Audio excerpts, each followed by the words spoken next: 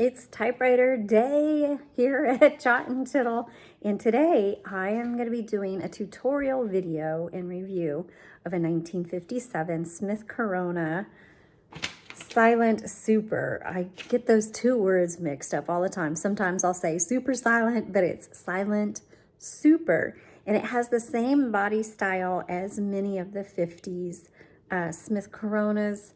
Has the little speed lines, decorative lines on the top. Reminds me of the Smith Corona Electrics. In fact, when I first saw it in my husband's shop, I thought, oh, another 5TE, but it's not. It's a manual, and it's the Silent Super, and I really enjoy using this. So if you are an active writer and you're looking for a good flow machine, this would be a great option for you. So let's go ahead and turn the camera around and take a look at it.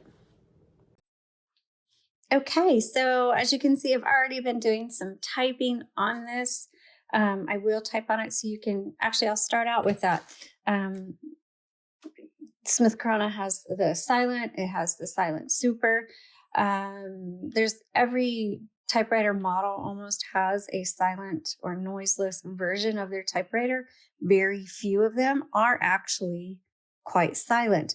Now, the exception to that is the Continental Silenta, and I have a great review video on the Continental Silenta. We'll try to remember to put a link to that in this tutorial video so you can compare it. But while this one isn't truly a silent, it is a little bit softer than other typewriter machines, and the bell on this one is very soft, though I'm not sure if that's intentional or not. Now it does have a different feel to it. So you can feel that it doesn't hit as hard. It kind of has a muted feel to it and a muted sound. So let me do a couple of lines and you can listen in.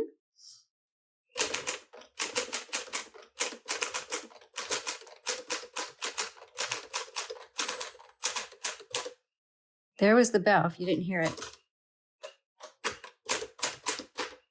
So as you can tell, you can still clearly hear the typing, though in person I can tell it's a little bit softer than others, but it is not a silent typewriter. So with that being said, let's take a look at if you need to know how to use a Silent Super. We'll take a look at it. So first I'm going to remove my paper. And this is the machine. It's really a beautiful typewriter. The color, this is the original color on this one. I don't know what this is called, but it's very creamy. It's almost like a heather or a wheat color.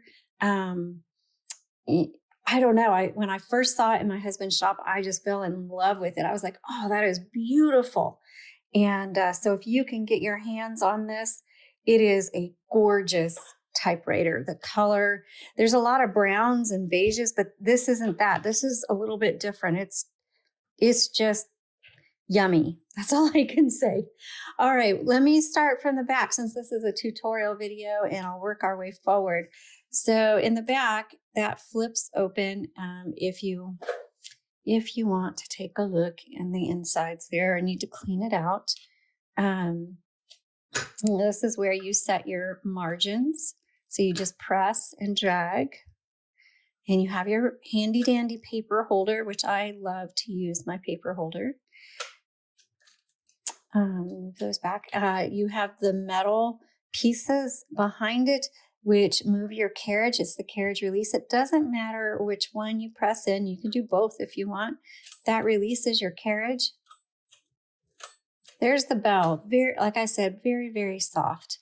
And again, I'm not sure if that's intentional or not because it's been a long time since we've had a Silent Super, and I don't remember. All right, on the right side is your paper release. You saw me pull that forward to remove the paper. That's kind of what it's for. And then on the left side, you'll see a 1, 2, and 3. That is your line selector. So when you hit your return handle, this is your return handle right here. When you hit that, it'll advance 1, 2, or 3 lines. And if you're a writer, I love using double and triple spacing because you can edit in between the lines. Or like if you're using a script, it's easier to not, if you're reading it off for, like I type my podcast scripts. Right now I'm doing single line, but I'm probably going to switch to double line because it's so easy to get lost in the lines. So that's where that comes in really handy. Okay, on the left side is a little knob, a silver knob right there. And if you pull that out, it releases the roller or the platen. Okay. And that's just variable spacing. So like if you're trying to get it to line up just right, you'll want to pull that out and use that for that. But make sure you pop it back in. All right. So I'm going to move my carriage over to the left before I open up the top, and you just put your hand in the middle and gently pop it open. You don't need a lot of, it should pop open pretty easy. Down here, you'll see some red numbers and a little metal lever. That is determines how hard your type bars are going to strike your paper. I personally don't ever notice a difference, but you can kind of experiment with that and see what you think. So this typewriter does take a universal ribbon, which we carry those on our website, and our link is below. And it does take a 2-color. You certainly can put in a 1-color. That's not a big deal at all. But if you are putting in a 2-color, the standard is black and red. Black goes on top, red goes on bottom. This is your type bars. This area here is called a typing basket, and it sits on the escapement. When you thread in new ribbon, a new spool, make sure, I'm going to hold this up. So in case you need to pause or do a screenshot, you're going to have to thread it. It's very messy, but do your best to thread it so it looks like that. And if I try to show you, my hands would be in the way.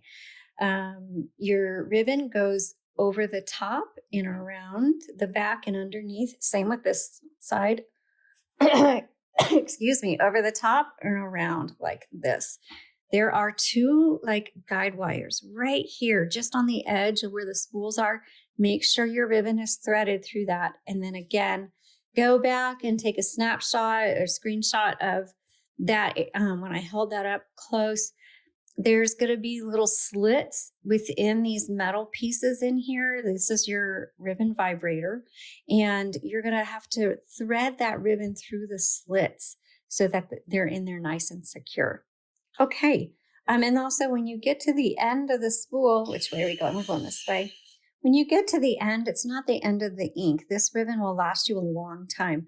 And so your manual reversal is right here. You can flip that up and you just go back and forth until you use up all of your ink. Now, we often get questions, how do I get my ribbon to reverse? Well, you have to have a specialty ribbon that has a grommet on the end and for a auto reversal to work. Okay. I'm going to snap. When you do close your lid, make sure it snaps all the way down. Otherwise, you may end up scraping the handle across the lid. Okay, so down here, I love these keys. They're a little bit flatter keys. They're very comfortable, and I really enjoy typing on this type of a keyboard. It is, it's okay for smaller hands, but it is, you will have to work up your strength. And unfortunately, I've noticed my strength is going down because my typewriters are much more suited to smaller hands. One's an electric, so it's super easy. The other one has a tiny keyboard. It's a 30s Royal. And so when I get on these, I can feel that I need to strengthen up my fingers again. And yes, that's a very real thing. Okay. Right here is your color selector. So the black, even though the dot is blue, the black is on the top, red is on the bottom, and in the middle is a white dot. That is a stencil setting. And if you try typing on the stencil setting, it's not going to work. So if you're typing along and all of a sudden it's not typing well, or it's kind of stopped typing, or it just doesn't look right, check 2 things. Make sure you try reversing your ribbon. And the other is make sure your color selector hasn't been bumped and is sitting in the middle selection. Make sure it's firmly on the black or the red. This arrow is your backspace. Backspace does not erase, just backspaces. You have a tab. And so right now I have a tab right there and I can clear that tab. Okay, so all I did was hit the CL right here to clear it. And now let's say I want to set one. So let's come in here and we'll set a tab. And so that is how you clear and set your tabs. Now, if you get a typewriter and there's a whole bunch of tabs set, which is really common, what you can do is hold down the clear, and while you're holding it down, release the carriage. And I just should only need to go once, but I usually go a couple times, and then release, and all of your tabs will be clear. All right. Your shift lock, this one to shift release. And that is the basics. When you go to thread your paper, you just set it right there behind the roller and turn the handle. Make sure it goes underneath this metal bar. I like to bring it up all the way to the end to make sure they're even, and that this one is. There's a hair off. But if you need to even it out, you just press this forward, straighten it out, and voila. So that is the 1957 Smith Corona Silent Super. Fantastic typewriter. I hope you love it. Please like, subscribe, leave a comment, and I will see you guys next time.